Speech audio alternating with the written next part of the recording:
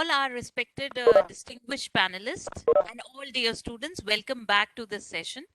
This session is on electronic journalism in 21st century by Mr. Brijesh Mishra, Editor-in-Chief Bharat Samachar.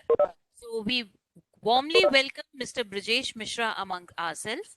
Brijesh Mishra sir is an Indian journalist and founder of Bharat Samachar TV news channel, one of the most watched Hindi belt channels, especially in the region of UP and NCR.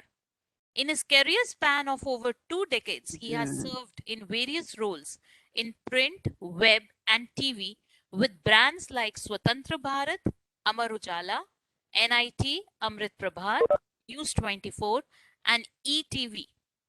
Born and brought up in Allahabad and a science graduate, Sir has a vast experience of covering news from being a reporter to heading a news channel. With his style of delivering news, he has created a special niche in his category with his shows like Prime Debate, which is currently the most popular debate show in the Hindi belt of India. So we warmly welcome Sir amongst us today. I would now request Sir to kindly address the students. Thank you so much doctor Ritika ji. और मैं इस मौके पर भारतीय विद्यापीठ का बहुत आभारी हूँ। ये एक ऐसा नोबल संस्थान है जिसने शिक्षा के क्षेत्र में अभूतपूर्व काम किए हैं। मुझे याद है कि 60 के दशक से लेकर अब तक शिक्षा के क्षेत्र में भारतीय विद्यापीठ का जो योगदान है वो भारत के शिक्षा जगत में अविस्मरणीय है। इतिहास के स्वर्णिम अक्षरों में लिखा जाएगा। और जिस प्रकार से समाज के हर तबके के बच्चों को उनकी प्रतिभाओं को निखार कर भारतीय विद्यापीठ ने इस देश को बुद्धिजीवियों का, प्रोफेसरों का, डॉक्टरों का, इंजीनियरों का एक बेहतर नागरिक होने का जो फर्ज शिक्षा के माध्यम से निभाया है वो अतुलनीय है। मैं आपका बहुत आभार प्रकट करता हूँ, भारतीय विद्यापीठ का अभिनंदन करता हूँ और विशेष रूप से मैं प्रोफेसर एम एन होडा साहब का बहुत शुक्रगुजार हूँ कि पिछले 3 महीने से मैं उनके नियमित संपर्क में हूँ और आज के कार्यक्रम के लिए उन्होंने विशेष रूप से मुझे आदेशित किया हुआ था। तो मैंने अपने सारे शेड्यूल में से अपॉइंटमेंट कैंसिल करके प्रोफेसर साहब के आदेश को स्वीकारते हुए इस कार्यक्रम में उपस्थित हूँ। मैं उनका बहुत आभारी हूँ कि उन्होंने मुझे ये अवसर प्रदान किया कि मैं आप सब उदीयमान जो पत्रकार हैं, जो भारत की पत्रकारिता की भविष्य की पीढ़ी है, जिन्हें हमारी और आपकी सब विरासत को संभालना है, वो सब आज इस कार्यक्रम में मौजूद हैं। तो मेरे लिए बड़ी गर्व की बात है कि मैं आप सबसे इंटरेक्ट कर रहा हूँ। मुझे 22 साल से अधिक का हो गया प्रोफेसर साहब पत्रकारिता करते हुए। मैं एक्सीडेंटल जर्नलिस्ट हूँ, दुर्घटना जनित पत्रकार। वो इस संदर्भ में मैं कहना चाहता हूँ कि मैं ग्रेजुएशन कर रहा था, उसके फौरन बाद मुझे बीटेक में एडमिशन मिल गया था JK institute of applied physics Allahabad university में। तो कम्युनिकेशन में इंजीनियरिंग में दाखिला मिल गया था। लेकिन कोर्स इतना कठिन था कि वो कर पाना मेरे लिए थोड़ा बड़ा मुश्किल हो रहा था। तो बड़ी मुश्किल से 1-2 सेमेस्टर मेरे कटे, लेकिन तब मैंने रियलाइज किया कि मैं एक अच्छा इंजीनियर नहीं बन सकता हूँ। तब मेरा लिखने पढ़ने का थोड़ा शौक था, तो फिर मैं पत्रकारिता की तरफ मुड़ गया। तब टेलीविजन चैनल्स का दौर नहीं था 1977 में। तो उस वक्त लखनऊ से छपकर अखबार इलाहाबाद जाता था, जिसे अब हम प्रयागराज जानते हैं। तो लखनऊ के अखबारों की बड़ी इज्जत होती थी। तो मैंने उसमें क्राइम रिपोर्टर का काम शुरू किया और वो एक बहुत ही संघर्ष और चुनौतियों से भरा वक्त था, जब संसाधन नहीं होते थे, कम्युनिकेशन मीडियम नहीं होता था, तनख्वाहें बहुत कम होती थी। तो मेरी पहली ड्यूटी पोस्टमार्टम हाउस में लगाई गई प्रोफेसर साहब।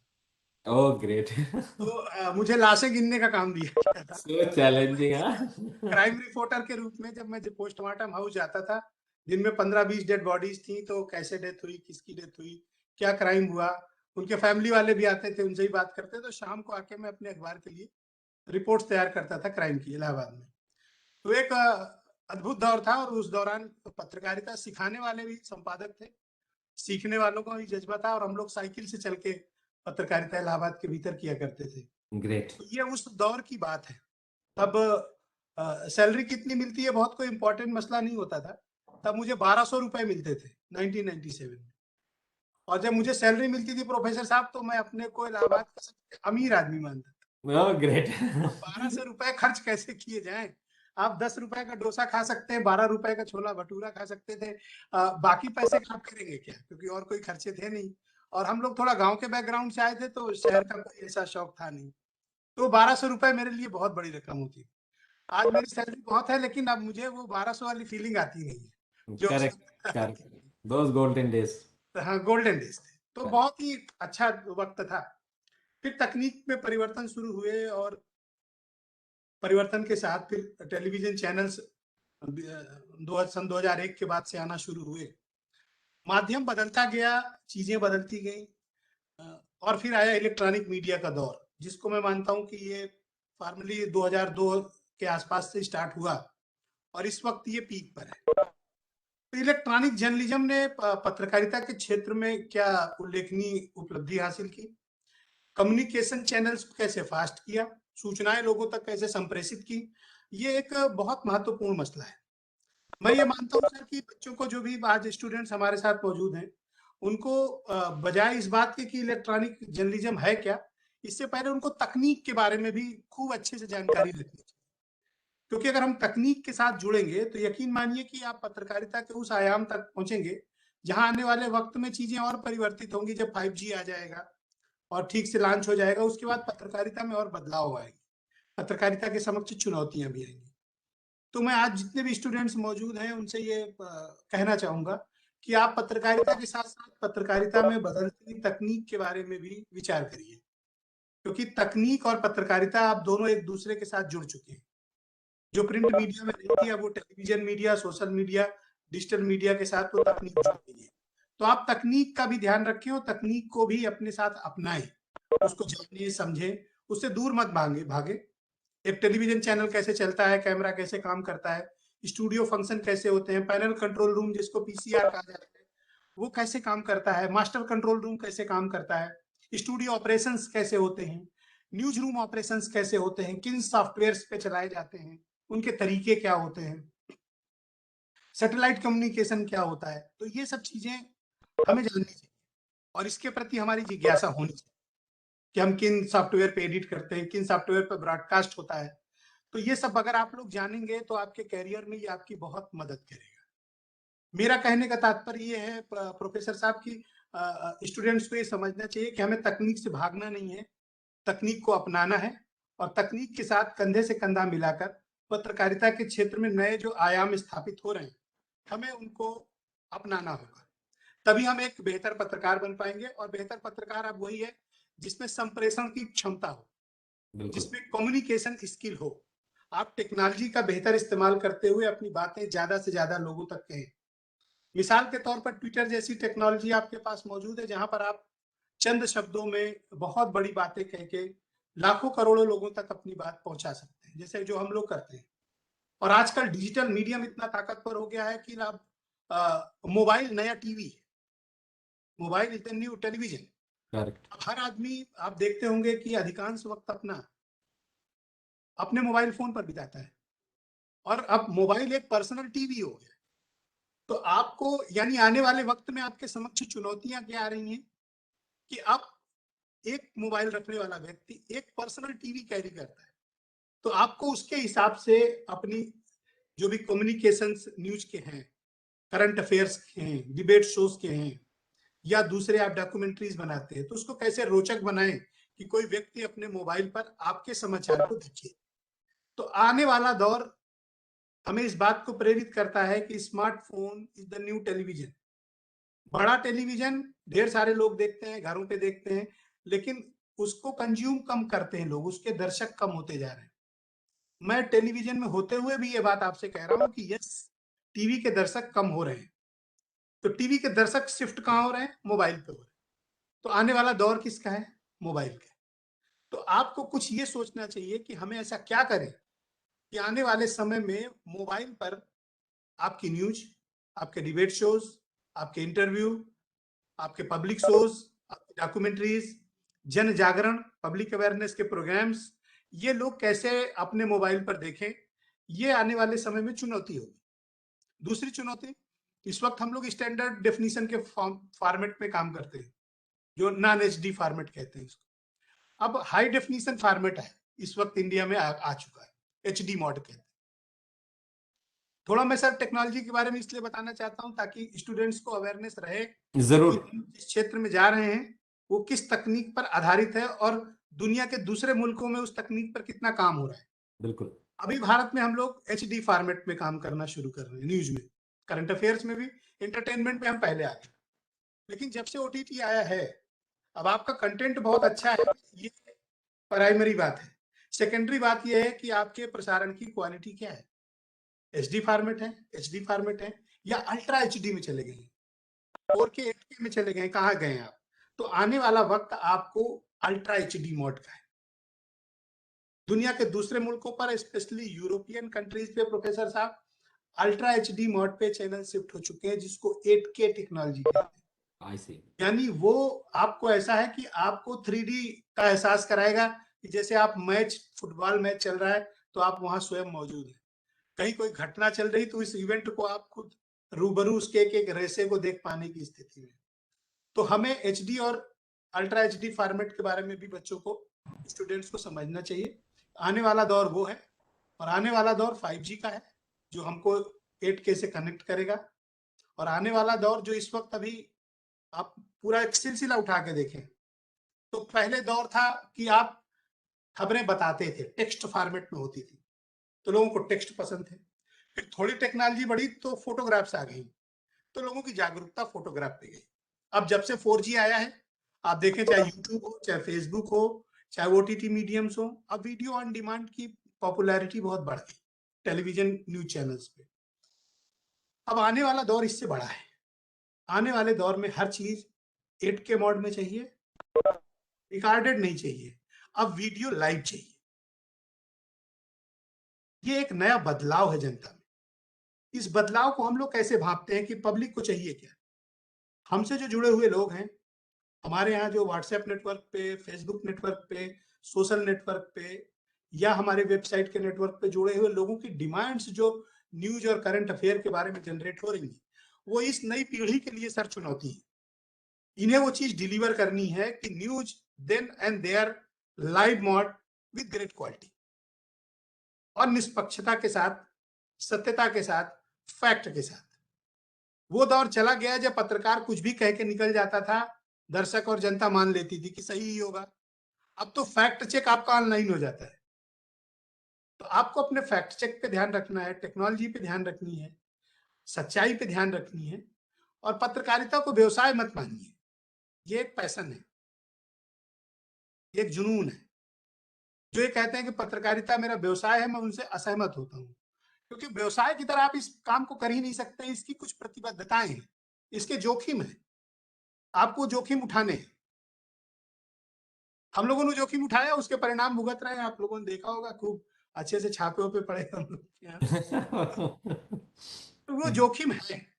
आप जिस प्रोफेशन में जाते हैं, उसके जोखिम उठाने के लिए आपने तैयार रहना पड़ेगा, दिमागी तौर पर भी, जहनी तौर पर भी, मानसिक तौर पर भी, एक संस्थान के तौर पर भी, और एक बेस्ट प्रोफेशनल ऑर्गेनाइजेशन के तौर पर भी, जहां आप अपने रिकॉर्ड्स और अपने सारा अतीत सब आपका उजला होना चाहिए। तो आज से संकल्प इन छात्रों को ये करना चाहिए, छात्राओं को, कि आप ये संकल्प करें कि आप पूरा जीवन सच्चाई की राह पर चलेंगे, साफ सुथरा काम करेंगे, भारत के सभी कानूनों का पालन करेंगे, प्रतिबद्धता रखेंगे, और एक छात्र के रूप में, एक पत्रकार के रूप में समाज के प्रति जो आपकी जिम्मेदारी है, उस जिम्मेदारी का आप सम्यक निर्वहन करेंगे। जैसे प्रोफेसर साहब को जिम्मेदारी मिली है कि वो अच्छे स्टूडेंट्स तैयार करें, समाज ने और भारतीय विद्यापीठ ने इन्हें जिम्मेदारी दी, ये अपना काम बखूबी कर रहे हैं। रागिनी जी को जो दायित्व मिला, ये अपना काम बखूबी कर रहे हैं। ब्रजेश मिश्रा को समाज ने जो काम दिया है, मैं अपना काम कर रहा हूँ, और अपनी क्षमता के हिसाब से कर रहा हूँ। तो समाज ने सबको सबके हिस्से का काम बांटा हुआ है। तो मैं नए छात्र छात्राओं से यही कहूंगा कि आप सबको एक महती और बड़ी जिम्मेदारी मिली हुई है, समाज में, जनता में, सरकार और जनता के बीच एक पुल बनने की, समाज को सकारात्मक संदेश देने की। समाज में कुछ गलत हो रहा है, सरकार में कुछ गलत हो रहा है, उसको जनता के समक्ष रखने की। बहुत बार ऐसा होता है कि सत्य कड़वा होता है, पर सत्य कहा जाना चाहिए, सत्य कहने के तरीके भी होते हैं। तो संप्रेषण की कला होनी चाहिए। वो कहते हैं कि जब आप अगर बात कहना आता है आपको, तो आपकी बात हर जगह सुनी जाएगी। अगर आपको बात कहना नहीं आता है, तो आपकी बात कोई नहीं सुनेगा। और मैं सर इलेक्ट्रॉनिक मीडिया में और सोशल मीडिया में मेरा ये मत है कि बड़ी से बड़ी बात आप बहुत कम शब्दों में, छोटे शब्दों में कह सकते हैं, और उन्हें कहना सीखना चाहिए। जैसे हमारे सेंटेंस फॉर्मेशन बहुत छोटे होने चाहिए। ये बेसिक बातें हैं जो पत्रकारों को हमारे संपादक ने हमें सिखाई थी, तो वो हम लोग सीख कर आए कि भाषा क्या होनी चाहिए, स्क्रिप्ट आप लिखें तो किन तथ्यों का ध्यान रखें, सेंटेंस कैसे छोटे लिखें, शब्दों का कैसे इस्तेमाल करें, किन शब्दों का कहाँ इस्तेमाल करना है, क्योंकि शब्द ही हैं जो आपको गहरा घाव दे जाते हैं और शब्द ही हैं जो आपको दिलासा भी देते हैं। तो हमें आप सबसे मैं रिक्वेस्ट करना चाहूंगा कि शब्दों का चयन बहुत मर्यादापूर्ण, संसदीय और समाज के में जो उपयोगी हो उन शब्दों का चयन करें। जो सामान्य बोलचाल की भाषा है उसका ज्यादा इस्तेमाल करें, क्योंकि उसमें संप्रेषण की क्षमता, कम्युनिकेशन स्किल उसमें ज्यादा होती है। तो अपने कम्युनिकेशन पर ध्यान दें, अपने काम पर ध्यान दें, सत्यता पर दें, फैक्ट पे रहें, टेक्नोलॉजी को समझें और निष्पक्षता के साथ चलें। वैसे दुनिया में कोई चीज निष्पक्ष नहीं होती, या तो सच होता है या इधर असत्य होता है, पर आप ये कोशिश करिए कि आप सच के ज्यादा करीब रहिए। जितना ज्यादा से ज्यादा आप सच के करीब रहेंगे, मेरा ये मत है कि आप फैक्ट भी उतनी बेहतर पर कर पाएंगे और जनता की नजर में अपनी निष्पक्षता भी कायम कर पाएंगे। तो आज की डेट में जो भी हमारे स्टूडेंट्स मौजूद हैं इस परिचर्चा में, तो मैं उनसे ये कहना चाहूंगा कि अगर आपको लगता है कि आप प्रोफेशन के दृष्टिकोण से आप पत्रकारिता करना चाहते हैं, नौकरी के दृष्टिकोण से, तो आप विचार करिए एक बार कि क्या वाकई आपके लिए ये जरूरी है, या तो फिर दूसरों की तरह जैसे एक बड़ी जमात है पत्रकारिता में काम कर रही है वैसे करते रहिए, सैलरी लेते रहिए। और अगर वाकई में आप कुछ परिवर्तन के दृष्टिकोण से आए हैं इस प्रोफेशन में, कोई जुनून लेकर आए हैं, तो वो जुनून दिखाना पड़ेगा, वो समर्पण दिखाना पड़ेगा, 24 घंटे काम करना पड़ेगा। एक पत्रकार का अपना कोई व्यक्तिगत जीवन नहीं होता है। आपको रात में 2 बजे भी उठकर खबर पे काम करना होगा और दिन में 9 बजे आकर एडिटोरियल मीटिंग भी अटेंड करनी होगी। मैं एक चैनल चलाता हूँ, चैनल का ओनर हूँ, एडिटर इन चीफ हूँ। मेरी उम्र 43 साल है, लेकिन अभी भी मैं रात में 2-2 3-3 बजे तक जगता हूँ। जब कोई घटना हो जाती है तो मुझे पूरी रात जगना होता है। मैं चाहूँ तो मैं ऐसा ना करूँ, मेरे पास करने के लिए और भी लोग हैं जो ये कर सकते हैं, लेकिन चूंकि ये मेरा जुनून है, मैं बिना खबरों के सो ही नहीं सकता। और मेरे दिमाग में, मेरे काम में इसकी आपको एक छाया हमेशा मिलेगी। तो ये जुनून का बनाना पड़ेगा, और ये जुनून आर्टिफिशियल नहीं होता है, ये आपके अंदर उत्पन्न करता है। तो वो जुनून अपने अंदर जगाइए, फैक्ट के साथ रहिए, किसी विचारधारा के से प्रभावित होकर पत्रकारिता मत करिए, जनता की विचारधारा पे चलिए, जन पक्षधर पत्रकारिता करिए, उससे जिससे जनता का भला हो, उससे जिससे गरीब को खाना मिले, उससे जिससे बेरोजगार को काम मिले, उससे जिससे कि अच्छा शिक्षा और अच्छा स्वास्थ्य मिले, अच्छा वातावरण हो, समाज में कम्युनल हार्मनी रहे, और क्या हम बेहतर समाज की प्रगति में योगदान कर सकते हैं, हमें इस दृष्टिकोण से पत्रकारिता करनी चाहिए। पत्रकारिता का मतलब किसी दल की बुराई, किसी दल की अच्छाई, किसी नेता की अच्छाई, किसी नेता की बुराई नहीं है, बल्कि जनता के लिए आपने काम करना है, नेता या किसी पॉलिटिकल पार्टी की विचारधारा से प्रभावित होकर नहीं। तो मुझे लगता है इन सब बेसिक चीजों का आप लोग पालन करेंगे तो आप में वैसे भी कोई एक चैनल का ओनर हो सकता है, एक चैनल का एडिटर इन चीफ हो सकता है, आप मीडिया हाउस भी चला सकते हैं और आप अपने जीवन में बहुत सफल हो सकते हैं, और आपको भी लोग जानेंगे, और आपको भी मैं बड़ा शुक्रगुजार हूँ प्रोफेसर साहब का कि उन्होंने मुझे अवसर दिया। हालांकि मैं थोड़ा बचता हूँ, जाता नहीं हूँ कार्यक्रमों में, लेकिन मैं प्रोफेसर साहब का जो आदेश है उसको मना नहीं कर पाया, क्योंकि इन्होंने मुझे चुनने का जो माध्यम चुना वो बड़ा बेमिसाल था। आपने मुझे ट्विटर पे डीएम भेजा, डायरेक्ट मैसेज किया, जी, इस चीज ने मुझे बड़ा प्रभावित किया कि मेरे प्रति आपके मन में जो भी सम्मान का भाव है, जो भी स्नेह आपने रखा और आपने मुझे तलाशने के लिए ये माध्यम चुना, तो ये मेरा दायित्व है कि मैं आपके कार्यक्रम में मौजूद रहूं। और मैं आपके सभी स्टूडेंट्स को और विशेष तौर पर प्रोफेसर साहब आपको बहुत शुक्रिया अदा करता हूं, और बेहतर भविष्य के छात्रों को शुभकामनाएं देता हूं, और ये उम्मीद करता हूं कि आने वाली पीढ़ी में ये सब पत्रकारिता का नेतृत्व करेंगे। thank you so much. Thank you so much. Students, now you can unmute and ask questions directly. Dr. Ritika, if there are questions, you can take up meanwhile that. Sir कुछ बच्चों ने सवाल ऑलरेडी पूछ रखे हैं chat window में, तो मैं एक एक करके वही सवाल आपसे पूछूंगी।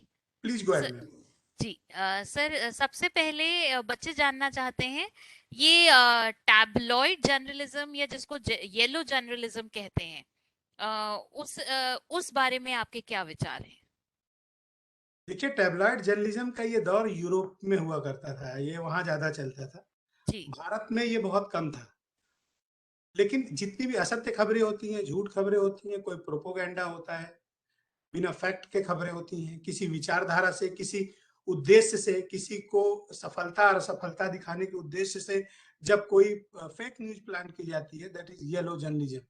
जब आप किसी को अपमानित करने के उद्देश्य से, किसी को प्रताड़ित करने के उद्देश्य से, किसी की साख खराब करने के उद्देश्य से काम करते हैं और किसी विचारधारा से पुष्पित पल्लवित होते हैं और तब आप खबर लिखते हैं, तो दरअसल वो खबर नहीं होती है, वो किसी व्यक्ति को टारगेट करते हुए एजेंडा होता है।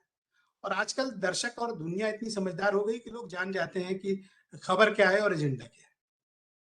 जी, बिल्कुल सर। सर, एक जानना चाहते हैं कि एंकर की पर्सनालिटी को किस तरह से डिफाइन करना चाहिए, या अगर एंकर बनना चाहें तो उसके लिए अपने आप को किस तरह से तैयार करना चाहिए? ये बहुत बेहतरीन सवाल है, मैं चाहता हूं कि मैं इसका जवाब अच्छे से दूं। एक ये धारणा मैडम गलत चली गई है कि आप गुड लुकिंग हो, हैंडसम हो, स्मार्ट हो, खूबसूरत हो तो ही आप एंकर हो सकते हैं। इस धारणा से हमें निजात पाने की जरूरत है। और मैं टेलीविजन के संपादक मालिकों से भी हमेशा जब भी मैं मिलता हूँ किसी से यही कहता हूँ कि कोई सुंदर व्यक्ति या सुंदर महिला अच्छी न्यूज एंकर हो सकती है, आप ये धारणा को बदलिए। क्योंकि आप किसी एंटरटेनमेंट मीडियम में काम नहीं कर रहे हैं, आप किसी फिल्म में काम नहीं कर रहे हैं। जब कोई पत्रकार, कोई टेलीविजन एंकर न्यूज पढ़ रहा होता है, बोल रहा होता है, तो उसके पास बहुत बड़ी जिम्मेदारी होती है, वो सत्य बोल रहा होता है। वो कोई फिक्शन को एक्ट नहीं कर रहा होता है, वो एक सत्य घटना का वाचन कर रहा होता है, बोल रहा होता है। तो इसमें तो एक तो पर्सनालिटी डेवलपमेंट को में बस इतना करना चाहिए कि आपको बोलना आना चाहिए, आपकी भाषा अच्छी होनी चाहिए, आपका प्रेजेंटेशन अच्छा होना चाहिए, आपका शब्दों का चयन ठीक होना चाहिए, शब्दों में जिस तरह का उच्चारण है उसका ध्यान रखना चाहिए और थोड़ा ठीक भी लगे तो और भी अच्छा है। बिल्कुल सर। सर, एक शिष्य जानना चाहते हैं कि बाइस्ड मीडिया पे आपके क्या विचार हैं? देखिए, इसमें कोई दो राय नहीं कि भारत का मीडिया वर्टिकली डिवाइडेड है, डिवाइडेड विचारधारा के क्रम में है और ये दुर्भाग्य है और ये रिसेंटली 6-7-8 सालों के भीतर का घटनाक्रम है। मीडिया का रोल ये नहीं होना चाहिए कि हम किसी का पक्ष लें या किसी को अपमानित करें या किसी के प्रति दुर्भावना रखें या कोई एजेंडा चलाएं। मीडिया का काम जनता के मसलों को उठाना है। सरकार जन कल्याणकारी परोपकारी कार्य करे, जनता के लिए काम करे। मीडिया को सरकार और जनता के बीच एक पुल का काम करना चाहिए कि अगर जनता की तरफ कोई चीजें नहीं जा रही हैं तो सरकार को अवगत कराएं, बताएं, वही खबर चलाएं।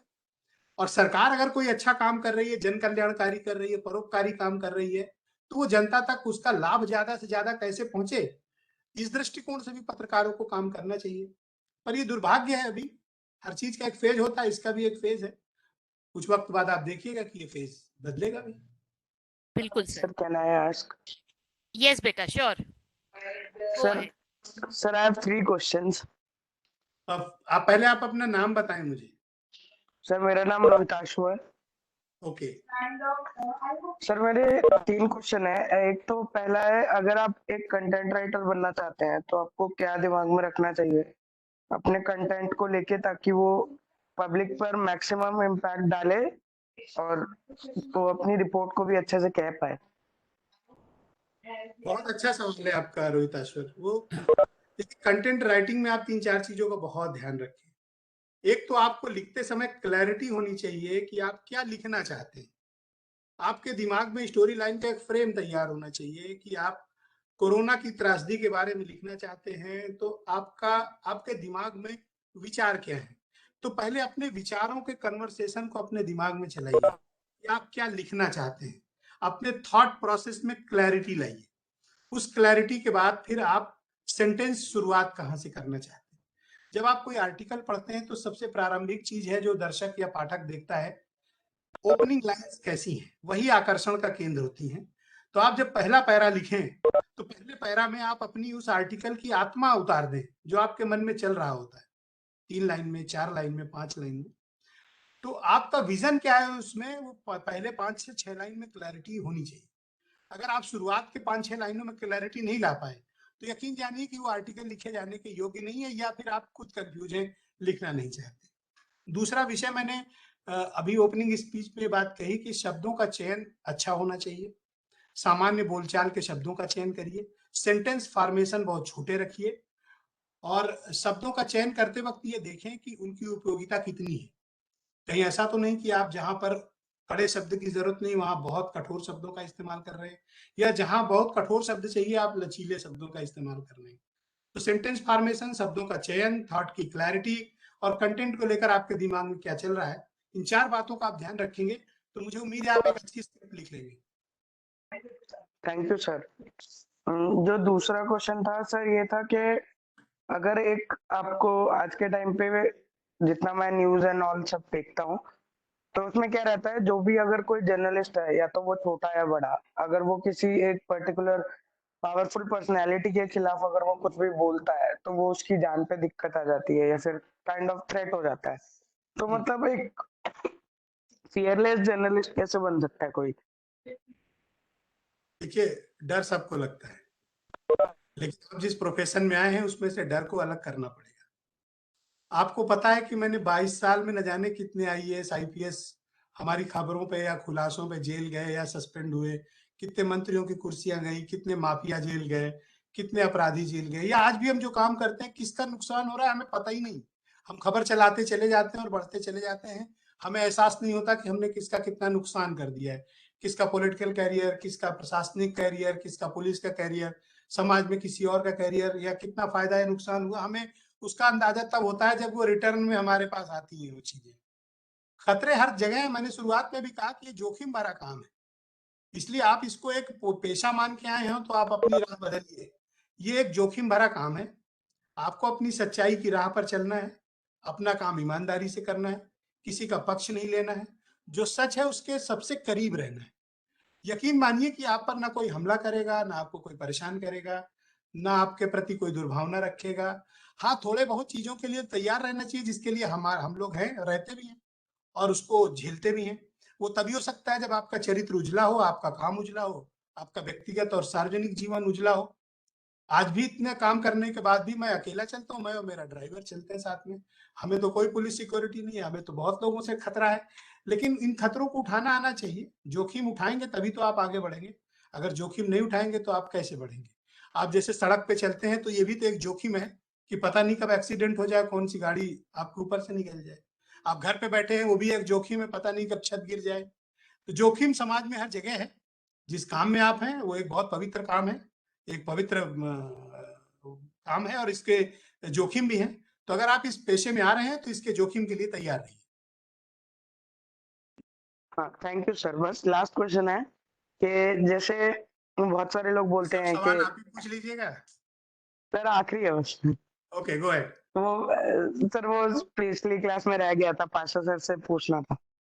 जी, सर गो ये है अहेड। कि जैसे कुछ लोग बोलते हैं कि एबीसी चैनल बीजेपी का है, XYZ चैनल कांग्रेस का है, तो सर उस चीज को कैसे मतलब क्लेरिफाई करे जाए और पता लगाया जाए, या फिर अगर किसी को नहीं पता है तो मतलब कैसे वो डिटरमाइन करे कि वो है किस चीज का, या फेवर किस पार्ट को कर रहा है, वो लेफ्ट को या राइट को, या न्यूट्रल है? देखिए, कोई channel right wing, left wing, Congress, central, Samajwadi या बहुजन का नहीं होता। हर चैनल की अपना एक एडिटोरियल पॉलिसी होती है, सब उस पॉलिसी के अधीन काम करते हैं। हाँ, मैंने शुरुआत में बताया कि हाँ, ये बात सही है कि भारत का मीडिया डिवाइडेड है, डिवाइडेड कई हिस्सों में है, और वो व्यावसायिक दृष्टिकोण से भी है और वो वैचारिक प्रतिबद्धताओं की वजह से भी है। भारत में जब मीडिया आई, या इलेक्ट्रॉनिक मीडिया आई, या भारत में जब मीडिया संस्थानों को शुरू करने की अनुमति दी गई, तो इसका एक कोई स्पष्ट प्रावधान नहीं रखा गया। आप अमेरिका में देखें, यूरोप में देखें, वहां आपका मीडिया दुनिया के दूसरे मुकाबलों से ज्यादा आपको वहां पर लोकतांत्रिक मिलेगा, निष्पक्ष मिलेगा। उसका कारण क्या है कि वहां का रेवेन्यू मॉडल ऐसा बना दिया गया है मीडिया के लिए कि उन्हें सरकारों पर या बाजार पर निर्भरता की आवश्यकता नहीं है। भारत की मीडिया की पूरी निर्भरता भारत की सरकार और भारत की राज्य सरकारों पर है, राज्य सरकार के संस्थानों पर है रेवेन्यू की लाने की जिम्मेदारी, और इसके अलावा बाजार पर है। तो बाजार क्या चाहता है और सरकार क्या चाहती है, ये तय करते हैं मिलकर रेवेन्यू। तो कोई भी संस्थान चलाने के लिए रेवेन्यू की बहुत जरूरत पड़ती है। खासतौर पर इलेक्ट्रॉनिक मीडियम चलाने के लिए। तो समझौते भी बहुत से चैनल करते हैं, मीडिया संस्थान करते हैं। कुछ खड़े रहते हैं, कुछ गिर जाते हैं और कुछ उसी धारा में बह जाते हैं। तो ये तय आपको करना है ये चैनल देखकर कि वो किसके साथ है या किसके खिलाफ है। पर मैं ये मानता हूँ कि चैनलों को जनपक्षधरता के साथ रहना चाहिए, जनता के साथ रहना चाहिए। Thank you sir. Why can't we keep our views putting anything? Who is speaking? बच्चे फर्स्ट इंट्रोड्यूस योरसेल्फ, पहले अपना नाम बताइए। Good afternoon, sir. I'm Purvi. And my question is, why can't we keep our own views while reporting anything? Why we always have to like convey the message which like public wants to say, or why we ask कि जनता क्या चाहती है? हम अपने कुछ points क्यों नहीं उसमें मेंशन कर सकते कि हम ऐसा सोचते हैं? देखिए, आप ऐसा सोचती हैं इसीलिए तो आप पत्रकार हैं। जनता क्या सोचती है ये तो जनता कह रही है, पर जनता जो सोच रही है उस पर आपके क्या विचार हैं, इसीलिए आप पत्रकार हैं। और ये आपका दायित्व बनता है कि आप अपने विचार जनता के उन विचारों के साथ मिलाकर संप्रेषित करें। मैंने सिर्फ आपको पूर्वी जी ये कहा था कि हमें किसी के पक्ष नहीं लेना चाहिए, हमें निष्पक्षता के साथ और सच के सबसे करीब रहना चाहिए। सच के सबसे करीब का मतलब है कि जिसको आप एक पत्रकार के रूप में मानते हैं ये सच है। कोई पक्ष या विपक्ष नहीं होता, जो होता है सच होता है, और कोई सच अंतिम सच नहीं होता है। तो हमें एक पत्रकार के रूप में कोशिश ये करनी है कि हम सच के सबसे ज्यादा करीब रहें। तो आपने कोशिश ये करनी है कि आप सच के सबसे ज्यादा करीब रहिए, जनता की बात के साथ साथ अपनी बात भी कीजिए, जैसे मैं आज आपके सामने बोल रहा हूँ। Yes. Okay. Thank you. Good afternoon sir, this side Kashish Tanwar. And sir मेरा एक सवाल ये है कि जैसे कि अब हमने पास्ट में भी अभी कुछ टाइम पहले भी हमने देखा है कि कोई भी अगर वो बॉलीवुड से रिलेटेड हो चाहे वो पॉलिटिकली रिलेटेड हो, कई मुद्दे दबाए जाते हैं, मीडिया काफी स्ट्रांगली रखती है, पर लेटर ऑन अगर कोई आउटकम नहीं आता तो वो चीजें दबाई जाती हैं। So as an honest journalist हमें कौन से एथिक्स फॉलो करने चाहिए कि हम उस डोमिनेंस को, जो शायद हमारे सीनियर्स या पॉलिटिकली या बॉलीवुड कहीं से भी अगर हम किसी न्यूज पे रिपोर्टिंग कर रहे हैं तो उस डोमिनेंस को हम कैसे ओवरकम कर सकते हैं? देखिए, इसमें आप बहुत सी चीजें तय नहीं कर सकते हैं। जहां आप जॉब कर रहे होते हैं, जिन संस्थानों में जहां काम कर रहे होते हैं, बहुत सी चीजें उनकी एडिटोरियल गाइडलाइंस होती है। वो किस एजेंडे पे चल रहे हैं, वो किस लाइन पर पत्रकारिता कर रहे हैं, किसी घटना विशेष को लेकर उनका क्या दृष्टिकोण है। जैसे मिसाल के तौर पर आप आर्यन खान केस के बारे में आपके मन में चल रहा होगा कि इस पर सवाल होने चाहिए। तो सब खबर, किसी भी खबर को देखने का दृष्टिकोण हर मीडिया हाउस का अपना अलग अलग होता है। एक पत्रकार के रूप में अगर आपको जब दायित्व मिले और आप फील्ड रिपोर्टिंग के लिए जाएं या खबरों बनाएं, तो आप उसमें निष्पक्षता का भाव रखें। किसी सीनियर के दबाव में कोई खबर ना बनाएं, किसी से प्रभावित होकर कोई पक्ष ना रखें, और ये कोशिश करें कि जो आप देख रही हैं, जो आप महसूस कर रही हैं, जो तथ्य आपके पास हैं, जो जानकारी आपके पास है और जो सच के करीब है सबसे अधिक, उस बात को कैसे कहना है ये आपके ऊपर होना चाहिए। हो सकता है कि वो संस्थान आपको जॉब से निकाल दे, आपको हटा भी दे, लेकिन आपको इससे चिंता नहीं करनी चाहिए। आपको अपना काम गंभीरता से करनी चाहिए और अपनी छवि निर्माण पे जाना चाहिए। एक पत्रकार के रूप में कशिश कैसी जानी जाए देश में, तो कशिश को इसके लिए काम करना चाहिए, किसी संस्थान विशेष या किसी एजेंडा विशेष के लिए नहीं। तो आप अपनी छवि बनाइए एक बेहतर पत्रकार के रूप में। आपको परेशानियां भी होंगी शुरुआत में, आपकी जॉब भी जाएगी, आपको नौकरी भी आसानी से नहीं मिलेगी, बट लेकिन अपनी छवि के साथ आप डटी रही तो यकीन मानिए कि आप बहुत बेहतर पत्रकार बनेंगे। Thank you so much. And बस एक लास्ट सवाल है कि एज एन जर्नलिस्ट आपने इतने साल बिताए हैं इस फील्ड में, तो आप क्या हमें एडवाइस देना चाहेंगे, क्योंकि अभी हमारा ये फर्स्ट ईयर ही है, तो आपके एक्सपीरियंस से हमें कुछ एडवाइस ऐसी कि हमें जो फॉलो करनी चाहिए एज अ जर्नलिस्ट या एज अ रिपोर्टर आगे? देखिए, मैंने बस एक ही बात आपसे कही है कि निष्पक्ष रहिए, निर्भीक रहिए, बहादुर रहिए, सच के करीब रहिए, किसी का एजेंडा मत चलाइए, किसी की विचारधारा से प्रेरित मत होइए, किसी की विचारधारा से प्रभावित मत होइए, कोई एजेंडा मत चलाइए, अपने फैक्ट चेक करिए, और सबसे बड़ी बात यह है कि बात कहने की कला सीखिए कि अपनी बात कही कैसे जाती है। कम शब्दों में संप्रेषण यानी कम्युनिकेशन स्किल होनी चाहिए, अपने फैक्ट होने चाहिए, आपके पास डेटा होना चाहिए, आपके शब्दों का चयन अच्छा होना चाहिए, और जब आप कोई बात कहें तो आपकी बातों में इतना वजन हो कि दर्शक उसको सुने, पाठक उसको पढ़ें और उससे प्रभावित हों और आपके विचार को आगे बढ़ाएं। तो अगर इन सब चीजों का हम पालन करेंगे तो आप सब में बहुत अच्छे गुण हैं और आप बेहतर पत्रकार बनेंगे और हम सबकी विरासत संभालेंगे। Thank you so much sir. Hello, good Sir. afternoon, sir. Very good afternoon. Sir, I want to myself Prachi. I want to ask कि what precautions one journalist has to take that his information that he has collected is correct or wrong, that it is quite accurate. Correct, बहुत अच्छी बात आपने कही।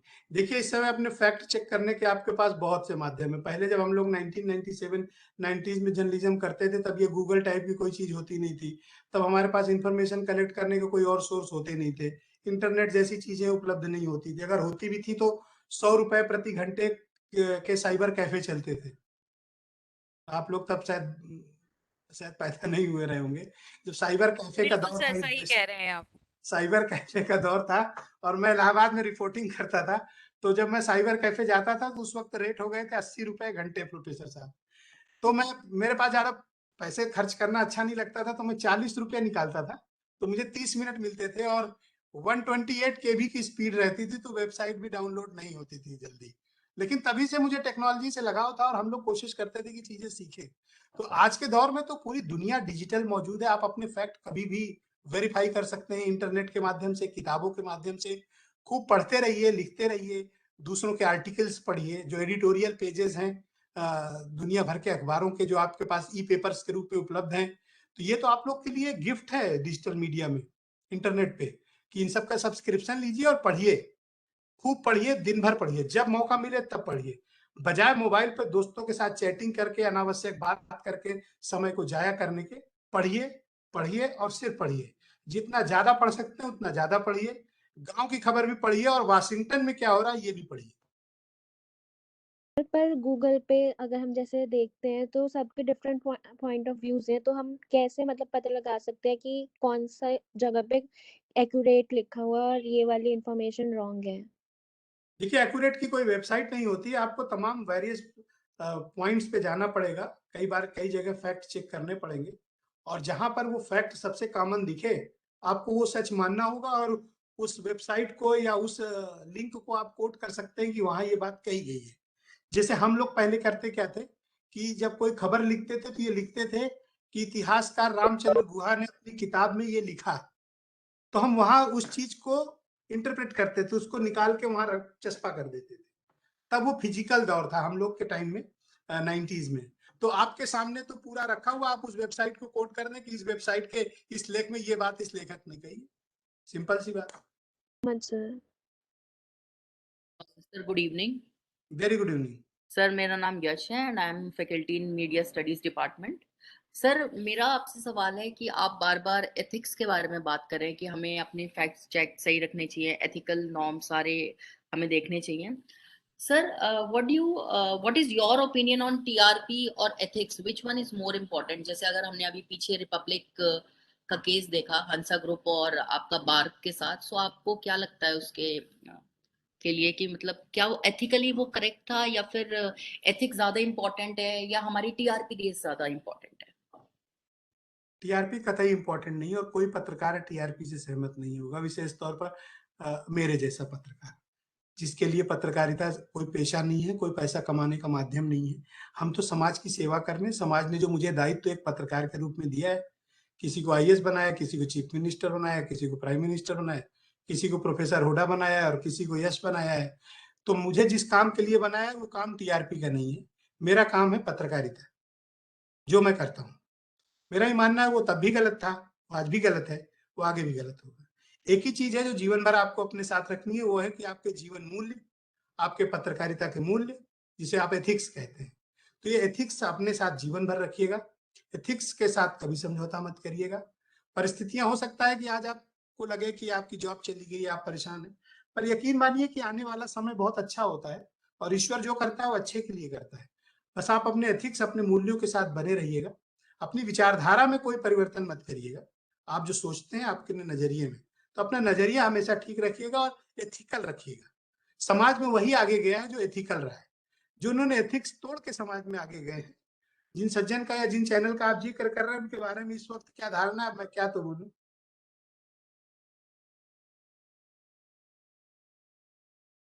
बिल्कुल sir, आपने बहुत अच्छी बात कही ये हमारे सारे स्टूडेंट्स के लिए कि कोई भी परिस्थिति आए, कोई भी क्षण आए जीवन में, लेकिन एथिक्स अपने मूल्य एक ऐसी चीज है जिन्हें लेके हमें आगे बढ़ना चाहिए, क्योंकि वही इंसान मेरे हिसाब से जीवन में किसी भी चीज को पाएगा जो अपने मूल्यों पे, अपने सिद्धांतों पे सही खड़ा रहेगा। तो correct.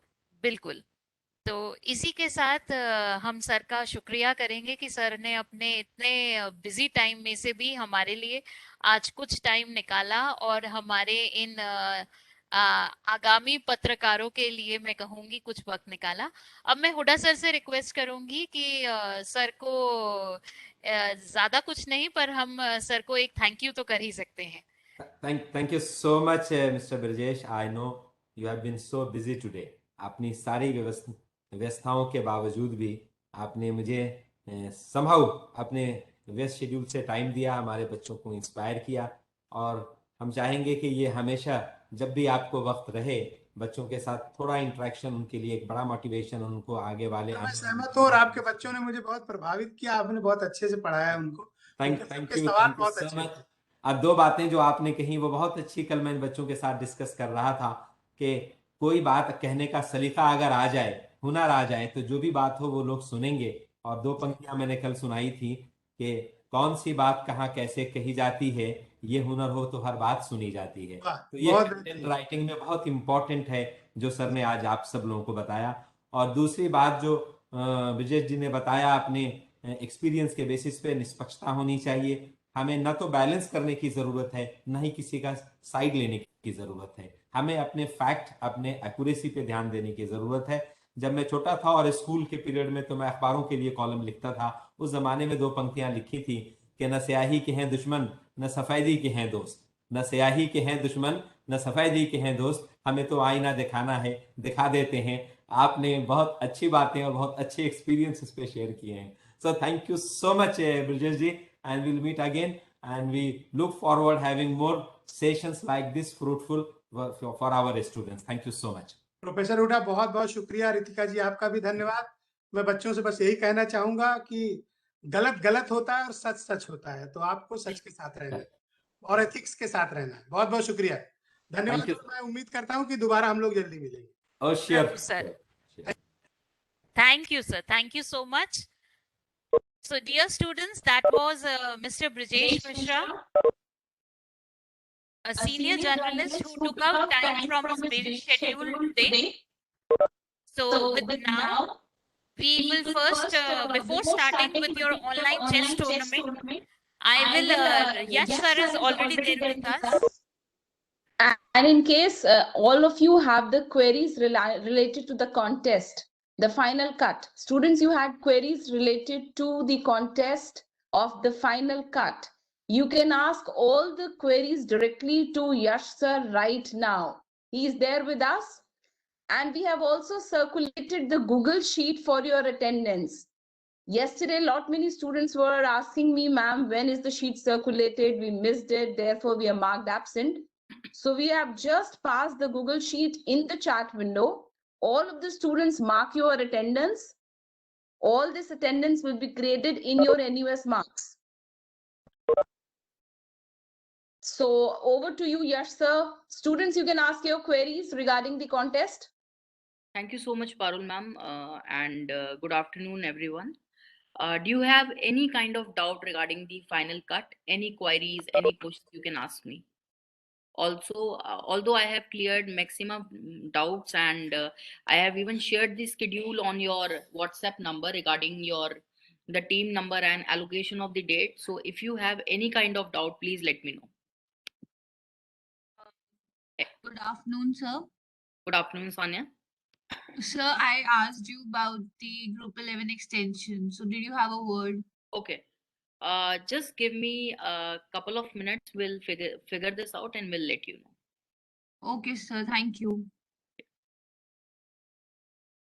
Any other doubt, technical, non-technical query?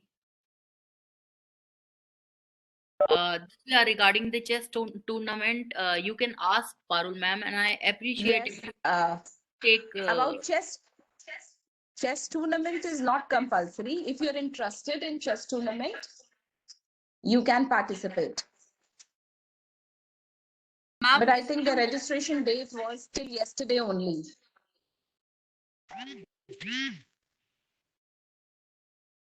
do we need to attend the meeting while that? Which meeting? This meeting, WebEx? This WebEx will get over.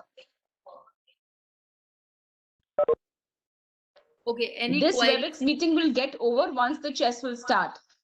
The chess will start exactly at 3:30 p.m. So all the students who have registered yesterday for the chess, they will go there. The club is there. They'll register there for the club and the chess tournament will start. Rest of the students, just mark your attendance and then you can leave WebEx. But before that, any other query, BJMC students regarding the contest or anything regarding the induction, they can ask right now. The students have already started. Ma'am, I wanted to ask about the talent round in which we have to make some music, right? We have to record ourselves playing some instrument or something. So when is the last date for submitting the form? Round? I'm sorry, can you repeat? They have a query regarding the talent round, ma'am. Yes. On Friday. You need to register. Did you get all the details in your freshers WhatsApp group? There are certain links and you can fill those links till Friday. Okay, ma'am. Okay. Okay. What else? Okay, any technical or non-technical query regarding the final cut? Okay, the talent show is not compulsory. Again, it's volunteered. But we would like that all of you should participate in it. Your seniors have done a lot for you for the talent show. So we would like that you do it on a volunteer basis. We need maximum participation from you. These fun activities are never compulsory. Ma'am, about the talent show, do we have Yes, to do please. something live or we just have to just send our recording and that's it? That's it. You have to just send your recordings. That's it. Those recordings would be seen by a team of seniors. They'll be going through those teams and the best videos would be showcased on that particular day of talent show. And there will be numerous awards given on those videos. Okay, ma'am. Okay. Ma'am, I just got a message on my private DM. So there is a student called Jasleen Kaur. Jasleen, beta आप BGMC से हैं या MCA के student हैं? Okay, BGMC. Jasleen is asking what is final cut. I guess you were not there in our previous session. So it's basically a skill development activity that we are doing. So you have been allocated with the team 1, team 2, team 3, or you are a part of any one team. So what you have to do is you have to make one English video, one Hindi video for whole day activity that we are doing for the induction program. So you have to summarize it, you have to make a whole day activity out of it, and it's a group activity. So it better you should talk to your the other mates in your team so that they can help you out regarding the same. First figure out in which team you are, and then if you have any kind of query, please let me know so that I can happy to help you. Okay, any other query? Sir एक चीज पूछनी थी जी बताइए। Cut जो video बनेगी उसमें जो जैसे कंटेंट जो भी नोट करेंगे लिखेंगे उसमें स्टार्टिंग कैसी होगी थोड़ा सा आइडिया दे दो स्टार्टिंग का समझ में नहीं आ रहा स्टार्ट कैसे रहेगा Beta, may I know your name, please? You are Riddhi, I guess. Riddhi, yes Riddhi. Yes, Riddhi, it is totally depending on your creativity. You can use the reporting style. जैसे कल मेरे को group 1 ने एक idea दिया था शाम को कि what they are doing, they are planning कि उनके 12 बच्चे हैं एक ग्रुप के अंदर, तो 12 के 12 बच्चे अलग अलग चीजों को एक्सप्लेन करके and then they are combining a whole group, right? So आप इस तरह से भी style use कर सकते हैं. Or else you can use the reporting style. You are use the style of anchoring. You can use the style of the RJ. For example, you can speak like an RJ, and you can summarize each and everything that we have done for today's session, starting from your first yoga session till the end, till the chess competition. So it can be this summarize, like for example, okay, for example, if we can see the radio style out of it, so we can say good morning, नमस्कार, आदाब, सत श्री अकाल. आप सुन रहे हैं भारतीय news और आज हम बात करेंगे दूसरे दिन के बारे में जो है आपका इंडक्शन प्रोग्राम का. और आज इस पे चर्चा करने के लिए आज हम आपको बताएंगे हाइलाइट्स कुछ इस प्रकार है कि सुबह सुबह 9:05 पे सबसे पहले हम लोगों का योगा सेशन स्टार्ट हुआ और उसके बाद ट्रेनिंग और प्लेसमेंट सेल की हमारी वैशाली मैम ने बात करी और हमें इंपॉर्टेंट न्यूज उसके बारे में और अपडेट्स बताई. So you can frame your sentence like this and you can present it effectively. Sorry if I speak something wrong in between, so I have not prepared a script, so it's a spontaneous. So आप इससे और अच्छा scripting करके आप prepare कर सकते हैं. So you can just speak like this. So there is a question by Nandini Jain, sir. I want to know that what are the various work in the reporting thing like. So for this for this skill development activity, you have to make one Hindi script, one English script, you have to make video, you have to record a voiceover, you have to download some kind of background music if you want to put the background music with video, and you have to, at the end of the day, you have to edit it and submit it to me.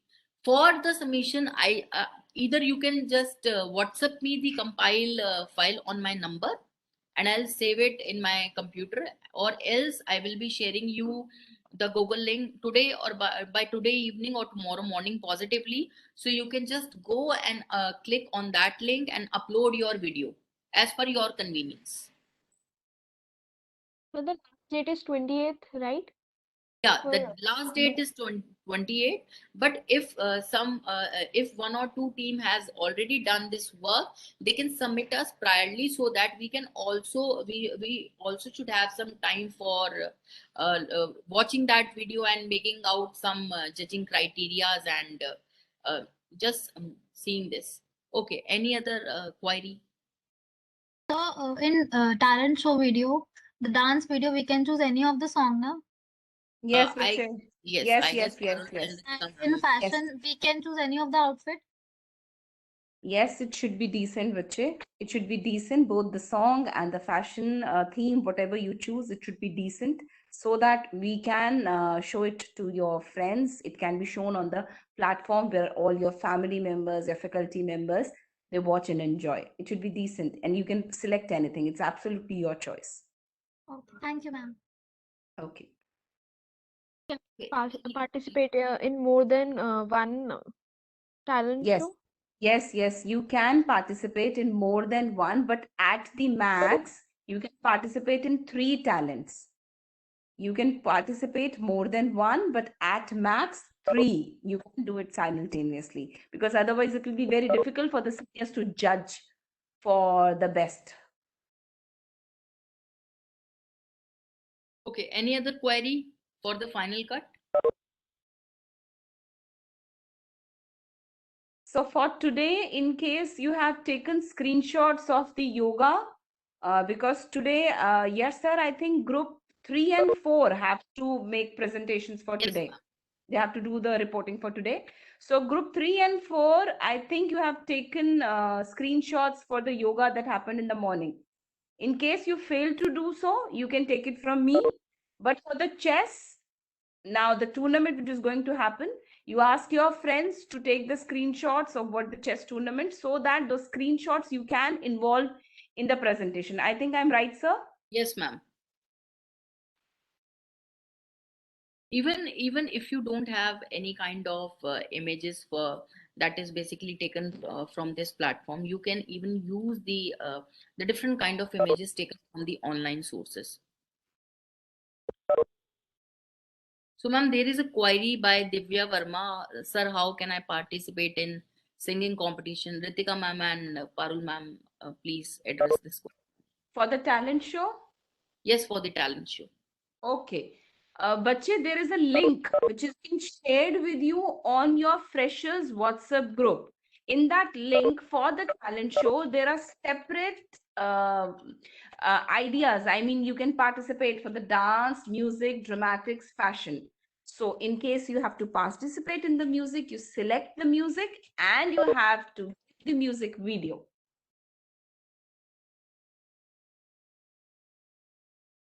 Sir, I have one more query. Like, if we are like making fashion videos in the talent show, can we go for the Bollywood songs, or we have to choose some tune for the background music?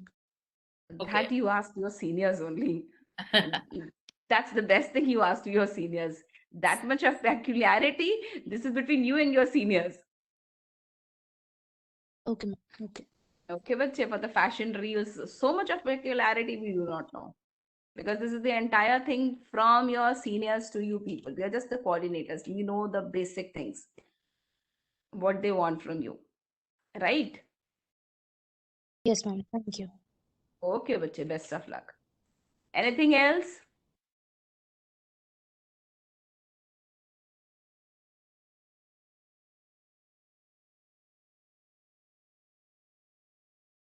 Okay, ma'am. Okay, thank you, dear students. With this, we bring an end to today's WebEx session. For tomorrow, we have Ms. Shweta Kothari, TEDx speaker, who will be joining us tomorrow sharp at 10 a.m. Before that, you have your yoga session from 9 to 10. And at 2 p.m., we have Mr. Kurban, another very senior and accomplished, distinguished journalist. So please ensure that you join tomorrow on time. And tomorrow onwards, all those students who will switch on their camera for the yoga session would be only available. Rest of the students, please try to actively participate. And tomorrow's session will be taken by Sanchit. So you'll be having some stretching exercises or some aerobics. You will enjoy that particular session. Post 3 o'clock, you'll be having a podcast where you can ask all your queries with your seniors. Yes, dear students. So tomorrow we have a number of activities that are lined up for all of you. So kindly ensure you don't miss any session tomorrow and you join all the sessions on time. So thank you. We will now be closing this WebEx room. All those who will be participating in the chess tournament are required to join the links that have been shared on their group. So thank you, all of you. Manish sir, we can now close the WebEx room. Thank you, dear students.